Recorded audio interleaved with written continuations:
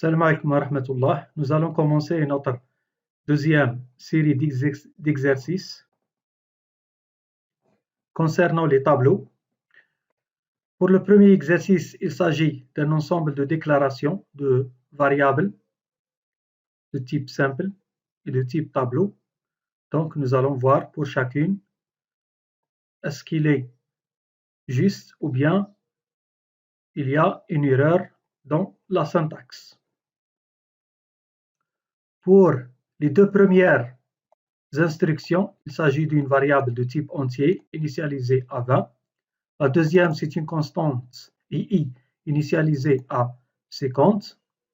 La troisième déclaration, il s'agit d'un tableau ti initialisé à 1, 3 et 5. Comme vous voyez, les crochets, on peut les mettre en avant ou bien en arrière. C'est la même chose. La troisième, puis la quatrième déclaration, c'est un tableau des entiers initialisé aux valeurs résultat de l'évaluation des expressions i plus 1, i plus 10, et plus 10 pour le troisième élément. Donc, chaque élément sera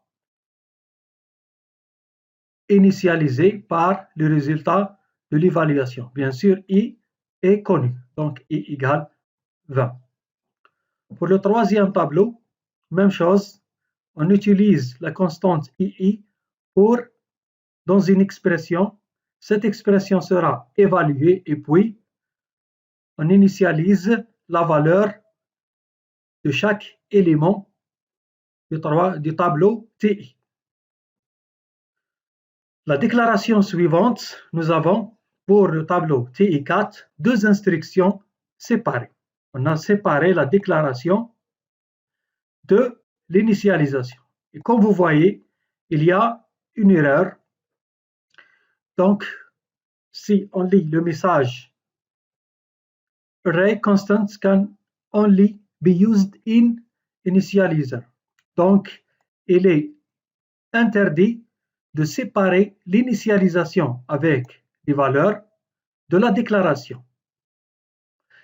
Pour corriger cette erreur, donc, il faut fusionner les deux instructions en une seule. TI4, c'est un tableau des entiers initialisé aux valeurs 11, 13 et 59. La déclaration suivante, c'est un tableau de flotte contenant les éléments 12, c'est un entier. On peut mettre une valeur de type entier dans une zone déclarée flotte, pas de problème. Même chose pour l'entier 22. Pour la valeur du troisième élément, comme vous voyez, P n'est pas déclarée en tant que variable. Elle n'est pas déclarée avant son utilisation. Donc, c'est une erreur. On ne peut pas évaluer cette expression parce que la valeur de P n'est pas connue pour notre programme. La déclaration suivante, TF2, c'est un tableau de flotte initialisé aux valeurs 1,85. 1,85, c'est une valeur de type double. On ne peut pas mettre un double dans une case déclarée flotte. Donc, c'est une erreur liée au type de données. La précision du double est plus grande que la précision d'un flotte. Même chose pour le deuxième élément. Le troisième élément, c'est un entier. On peut mettre, bien sûr, un entier dans un float. La troisième, ou bien la dernière déclaration, c'est un tableau de double. Il y a un certain nombre des éléments. Nous avons la valeur d'un entier 1 accepté. Pourquoi? Parce qu'on peut mettre un entier dans un double. Même chose, 22,5 c'est un double, pas de problème, c'est un tableau de double. Le troisième élément aussi, le troisième, ou bien le dernier élément, nous avons l'expression 29 multiplié par P. Même chose, P n'est pas connu. On ne peut pas évaluer cette expression et en conséquence, la déclaration de tableau et l'initialisation déclenchera une erreur. Pour corriger, on peut mettre soit I, soit la valeur de I pour qu'elle soit juste. Passons à l'exercice numéro 2. Nous avons un fragment de code et nous allons voir quel est le résultat de l'exécution de ce code. Pour la première ligne, nous avons une déclaration d'un tableau de 3 éléments de type entier, initialisé à 11, 12 et 13. La deuxième ligne est une allocation, déclaration d'un tableau et allocation de 4 éléments. Donc, ce tableau TI2 n'est pas, ces éléments n'ont pas été initialisés. Le contenu est bien sûr 0. Tous les éléments ont la valeur 0. La boucle suivante sert à remplir les éléments de TI2 par le résultat de cette expression. À chaque itération, TI2 de I reçoit 2 fois I, à savoir la valeur de I. Si on veut afficher le contenu de TI2 à ce niveau-là, donc, on affiche le contenu de TI2. Il y a 0 pour le premier élément, 2, 4 et 6. Passons à cette instruction. TI2 reçoit TI1. Donc, pour cette instruction,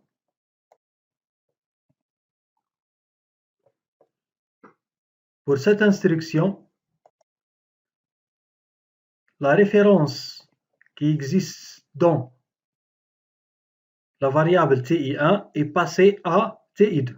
La situation en mémoire est la suivante. Donc, nous avons deux tableaux, TI1 et TI2. Chacune des deux variables contient une référence vers un tableau. Ça, c'est la situation initiale. Après avoir exécuté l'instruction TI2 reçoit TI1, les deux variables contiendront des références vers le même tableau. Donc TI2 pointe sur le tableau 11, 12 et 13. Donc, après l'exécution, TI2 contient seulement 3 éléments. La boucle for sert à afficher le contenu de TI2. On remarque que le nombre de boucles égale à 4. 0, 1, 2 et 3. L'exécution déclenche une erreur de type, ou bien une exception de type array index out of bounds. Cela est rendu, bien sûr, au nombre des itérations est supérieur au nombre des éléments. Donc, pour corriger cette erreur, on met TI2.length. Quelle que soit la longueur de TI2, donc le programme ou bien I parcourt de 0 jusqu'à la longueur de TI2. On exécute, on voit bien que TI2 contient les éléments 11, 12 et 13. 3 éléments comme on a vu ici.